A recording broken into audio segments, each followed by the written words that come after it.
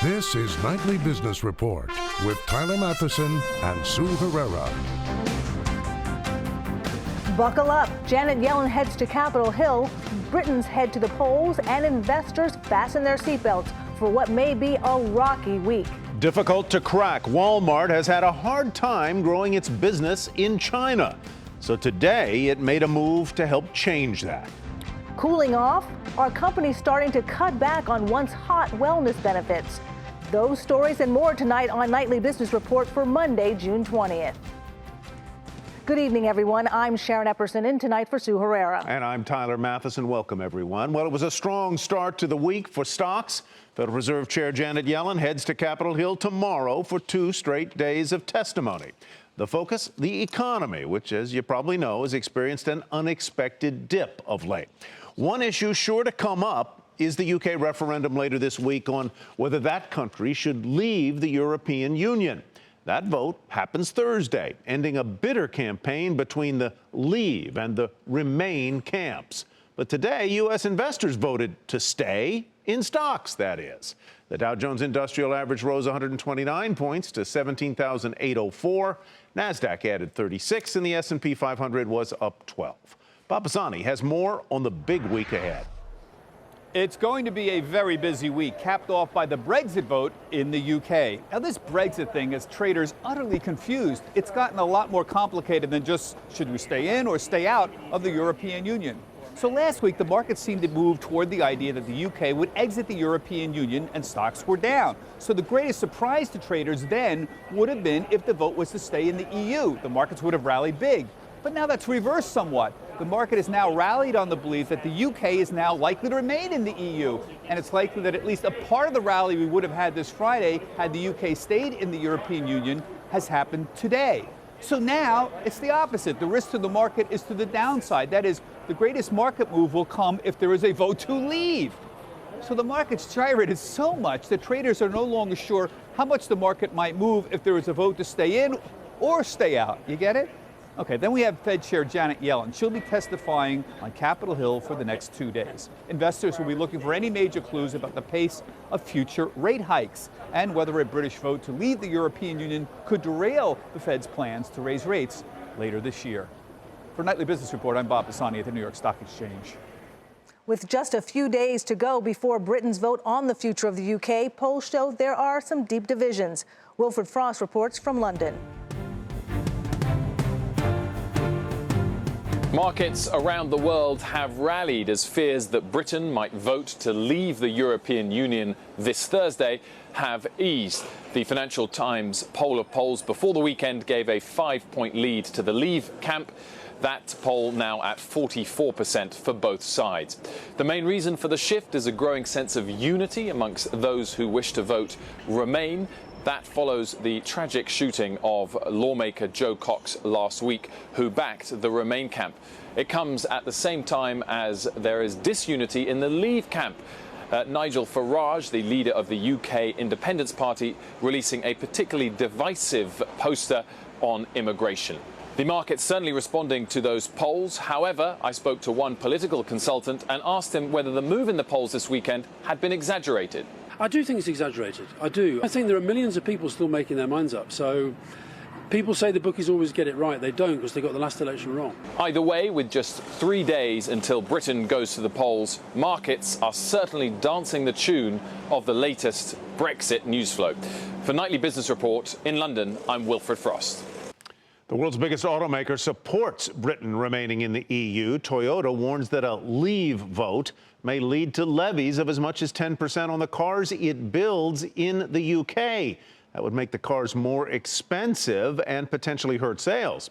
The automaker exports almost 90% of the vehicles it builds in the UK.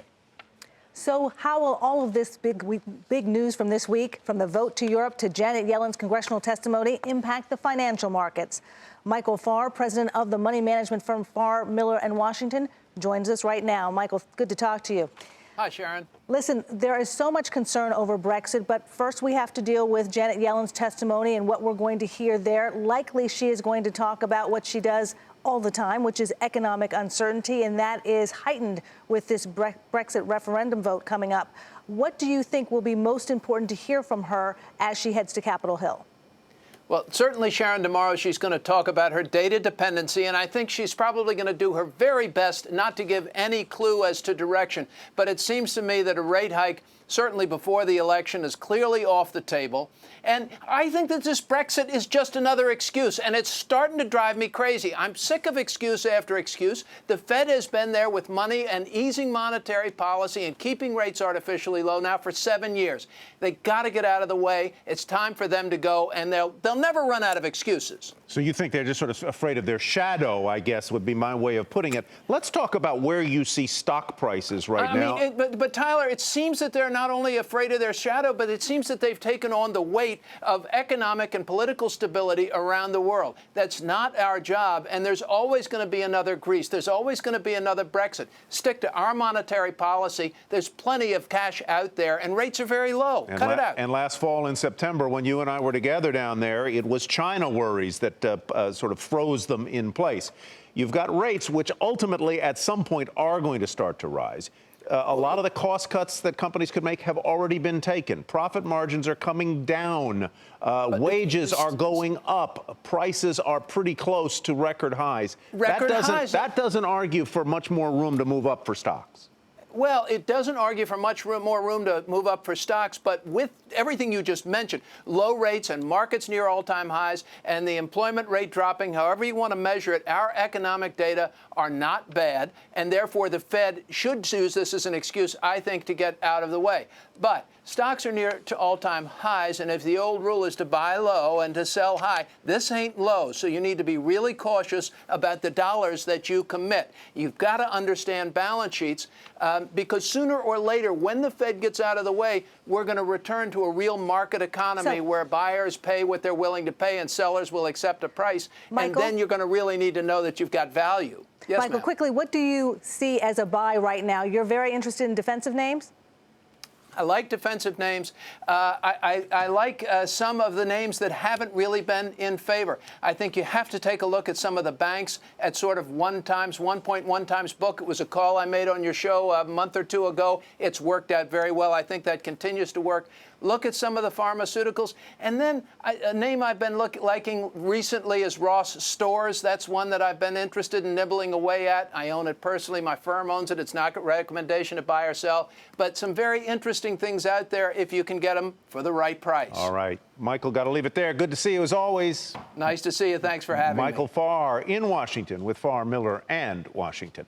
To U.S. politics now, where a new survey shows a large portion of the voting public remains undecided on the presidential election. Steve Leisman has the detail. The typical poll headline would be this. The CNBC All-America Economic Survey shows Clinton leads Trump by 5 points, 40% to 35%. But the bigger story could be this. 25% of the public says they're undecided, including 14% who say they would vote for neither candidate. Such a big group of uncommitted voters is the result, pollsters say, of a contest between two of the most unlike contenders in presidential history. These candidates are very flawed, and this high number of people that are undecided is a hallmark of a election where we have two candidates with very high unfavorable ratings. The poll of 801 Americans around the nation had a margin of error of 3.5%. It found that Clinton holds leads on who is best for health care, trade, immigration, and the lower and middle classes. Trump leads on who would be best for stocks, regulating Wall Street and banks, dealing with the budget deficit, large companies, and the wealthy. The pollsters suggest the survey could understate Clinton's strength. For example, Clinton and Trump are tied on the issue of who's best for the economy and dealing with terrorism, an area where Republicans typically enjoy strong double-digit support. And a large part of the undecided are Sanders supporters, who should eventually break for Clinton. We have two conventions to go through and two campaigns and two major national parties that are going to do everything they can to get voters out the door. And you can be sure that the DNC and the Hillary Clinton campaign are going to target those Bernie Sanders supporters very, very hard in the coming months. In other findings, the survey shows 62% of the public, including 41% of Republicans, think Trump should release his tax returns. And 44% say a Trump presidency would make America's standing in the world not just worse, but a lot worse. That's more than double the results for Clinton. For Nightly Business Report, I'm Steve Leisman. Continues to be a fascinating political season. John Harwood joins us right now to discuss it all. John, how unusual is it to have such a large number of uncommitted voters at this point in the cycle? Well, as we heard from Micah Roberts, our pollster for the NBC and Wall Street Journal survey and the CNBC survey as well, when you have candidates who are as unpopular as Hillary Clinton and Donald Trump, you're going to have people who are at sea a little bit about how they're going to come down. We do need to note that, as Steve did in the piece, that Hillary Clinton leads by 5 points in that survey. She leads by similar margins or slightly more in others. So Clinton clearly has the upper hand, but she's battling the same negatives that Donald Trump is. It's just the Trumps are higher right now. Donald Trump today fired his campaign manager, Corey Lewandowski. Why, John? And did it have anything to do with concerns over fundraising? It had to do with concerns over fundraising. It also had to do with those poll ratings that we just talked about. Corey Lewandowski is somebody who had not run a national campaign before. You have to give him credit for guiding Trump to the Republican nomination. But the general election is an entirely different ballgame. We've seen Trump going backwards in recent weeks, and Donald Trump had brought on Paul Manafort as an experienced Republican consultant to try to guide the general election. He clashed with Corey Lewandowski. One of them had to go, and it was Lewandowski. Speaking about funding, what about reports over the weekend that Apple has decided not to help fund the Republican convention? In some ways, that's not surprising because Donald Trump has been critical of Apple during the campaign. But it is notable for a giant American corporation to not try to assist both sides in the way that big corporations tend to do. It shows that when you have a candidate as controversial as Donald Trump, you're going to see some big corporate players step away. We've seen other corporations say they're going to donate less than they have in the past, maybe not tying it explicitly to Trump, but that's one thing to watch. Republican fundraising. Hillary Clinton has got a large fundraising apparatus. Donald Trump has sort of done it with publicity, with media interviews, some of his own money. He's going to have to scale up big time to fund not only the convention, but the fall campaign. We'll be watching that very carefully. John Harwood in Washington, thank you. You bet. And still ahead, striking a deal. Did Walmart just find a way to crack the ultra-competitive Chinese retail market?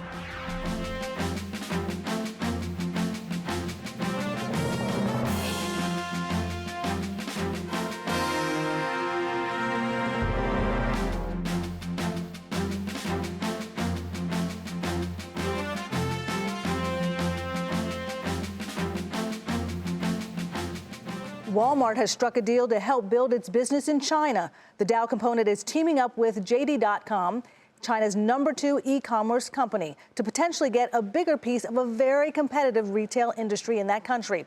Shares of the world's largest retailer rose fractionally, while JD.com was up more than 4%. Susan Lee has more on Walmart's move.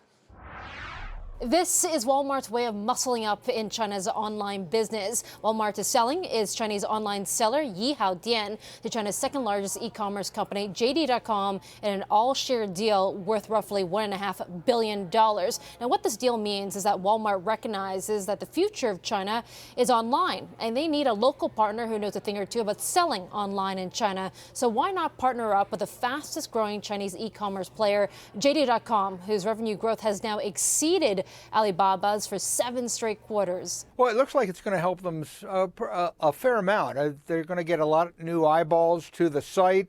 They'll have a store of Sam's.com on the site as well. That will be something new. So it probably brings a lot more traffic to Walmart. We'll have to see if that's the way it develops. China is a tough retail market with slim margins and competitive local players like Suning or Sun Art. Both are ahead of Walmart when it comes to market share in China. International names like Tesco and Best Buy have also been squeezed out. And Walmart has been criticized for not understanding local tastes and thinking that big box retailing works the same way anywhere in the world. But even with falling same-store sales in China, Walmart's CEO Doug McMillon still believes that China remains a strategic market and the 4th largest international one when it comes to sales. Now, the surprising part of this deal is that Walmart is offloading an asset that they just paid $750 million for to take full control of last year. But I guess in Walmart's view, the benefits of this alliance will probably outweigh the costs if it gets in more foot traffic in their stores and also more new customers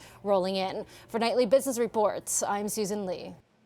Inovio Pharmaceuticals gets approval to test its Zika vaccine on humans, and that is where we begin tonight's market focus. The drug maker, along with its partner Gene One Life Sciences, was given the green light by the Food and Drug Administration to conduct the first experimental drug trial to fight the virus as a vaccine. The test will begin within the next few weeks, and test results are expected to be reported by the end of the year. The news sent shares of Inovio up nearly 7% to $11.20. Marathon Oil will buy Payrock Energy for nearly $900 million. The deal will give Marathon access to prime shale reserves in Oklahoma. The merger expected to be finalized in the third quarter of the year. Marathon shares up 10% on the day to $14.48. And Tyler, shares of Lending Club took off today after a regulatory filing showed that Chinese investment firm Shanda Group increased its stake in the peer-to-peer lender again. Shanda, which raised its stake in the company just last month, now owns more than 15% of Lending Club. Shares of Lending Club rose more than 2.5% to $5 even. And it was a successful weekend at the box office for Walt Disney. Finding Dory, which was the sequel to the hit movie Finding Nemo, made its debut, taking in over an estimated $136 million, setting a record for animated films. And Disney's ABC network pulled in big numbers for last night's NBA Finals Game 7 between Cleveland and Golden State. It was the most watched NBA game ever on the network, slightly more than 25 million viewers. Shares of Disney up a fraction to $99.57. Facebook shareholders today approved a new class of shares that will leave CEO Mark Zuckerberg in control of the company he founded. Julia Borston has more.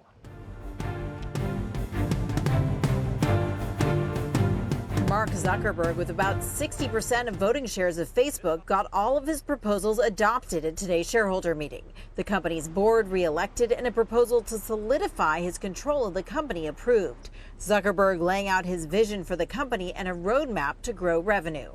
Over a 5-year period, some of the newer initiatives that we're working on, I think will start to not only become very large communities in their own right, and some already are, but some of these new initiatives will also start to contribute meaningfully to our overall business. So I'm thinking about new apps that we're working on, like Messenger and WhatsApp, which I think you could say are pretty meaningful communities at this point, with WhatsApp more than 1 billion people and Messenger is around 900 million people. But we're really just getting started working on the business side of those. And as Zuckerberg continues to build the business, thanks to the new class of shares approved today, he'll be able to maintain his voting control, even as he slowly sells shares to fund his philanthropic efforts, or if the company makes acquisitions or issues more shares to employees. Even though Facebook shares are up some 38% over the past year, Zuckerberg's proposal drawing opposition from shareholder advocacy groups, as well as North Star Asset Management, saying it's not in the best interest of shareholders. But other investors say it comes with the territory. The whole shareholder meeting is almost a farce. He votes everything on or off himself. But that's who we're betting with, is Zuckerberg, and that's totally transparent. So my thing is, if you don't like it, don't buy the stock. And the mood of the shareholder meeting, which took place in this hotel here behind me, was upbeat. When Zuckerberg was asked if he plans to take a step back from management to focus on philanthropy, he said no. He plans to continue to run Facebook for quite some time, drawing a round of applause from the audience. For Nightly Business Report, I'm Julia Borston in Redwood City, California. Coming up, looking for a job? We've got the latest list on the best places to work.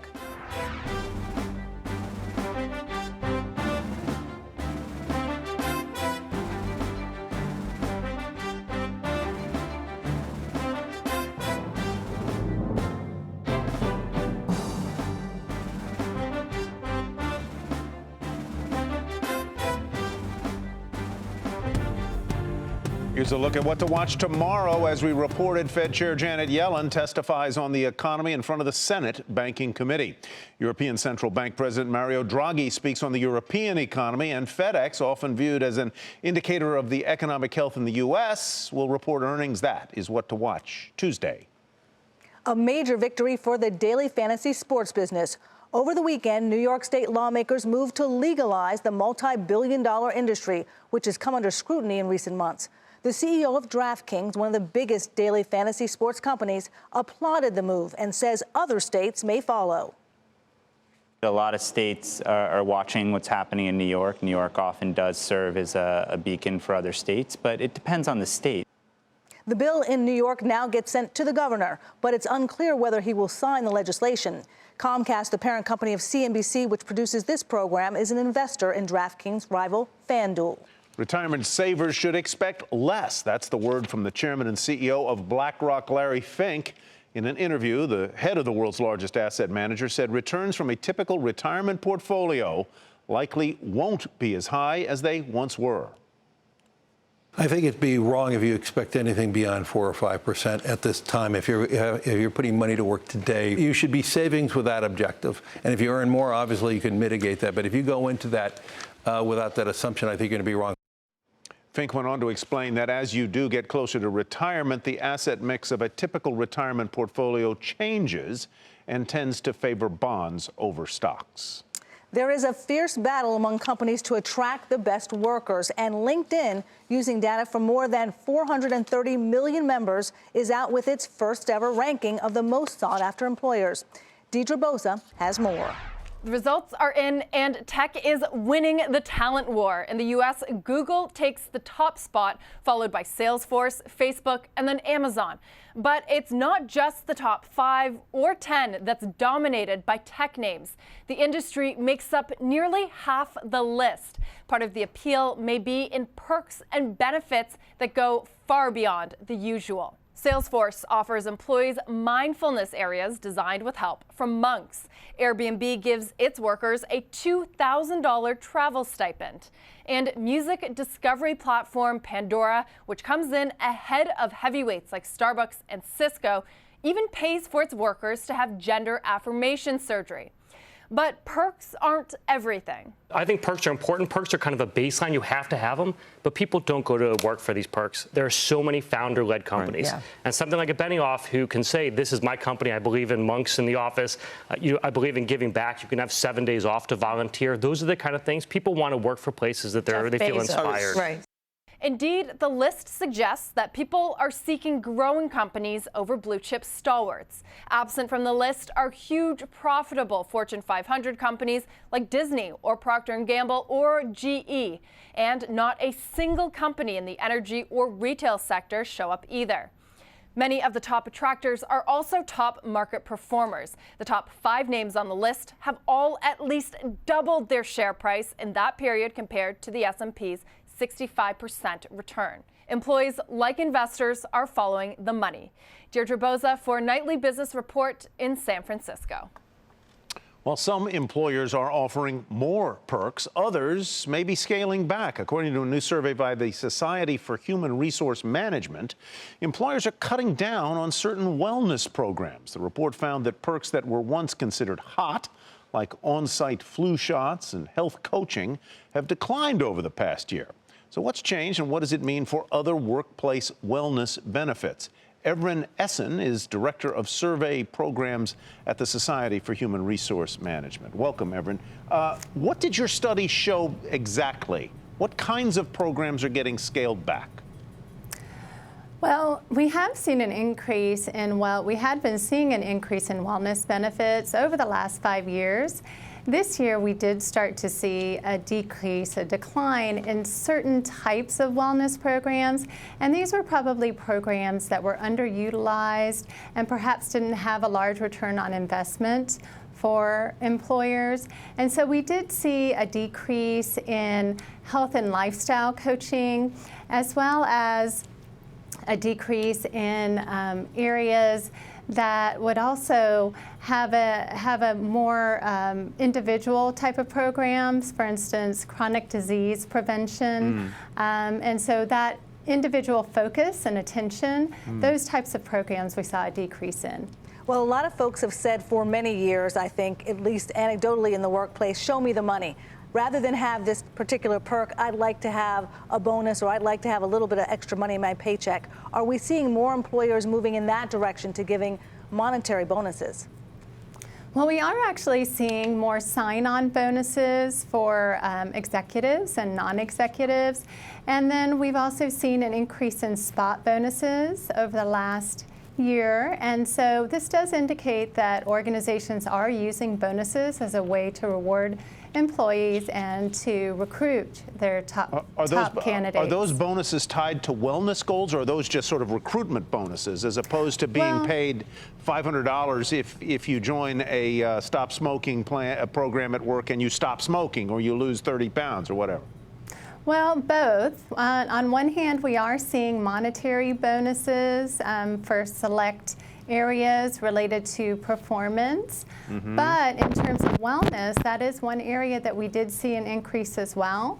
That individuals that completed certain wellness types of programs were rewarded with bonuses. So for instance, if you completed a 10-week boot camp, at the end of it, then you would get a $100 bonus or What's a $500 your favorite benefit bonus. at work, Everett? Your favorite. My favorite benefit at work is I love flexibility. All right, good. And that's an area that we saw an increase in as well, especially over the last 20 years. Everett Essen, thank you very much, with the Society for Human Resource Management. And before we go, here's another look at the day on Wall Street. The Dow Jones Industrial Average rose 129 points to 17,804. The NASDAQ added 36, and the S&P 500 was up 12. That is Nightly Business Report for tonight. I'm Sharon Epperson. Thanks so much for watching. And thanks from me as well. I'm Tyler Matheson. Have a great day after Father's Day, everybody. We'll see you tomorrow.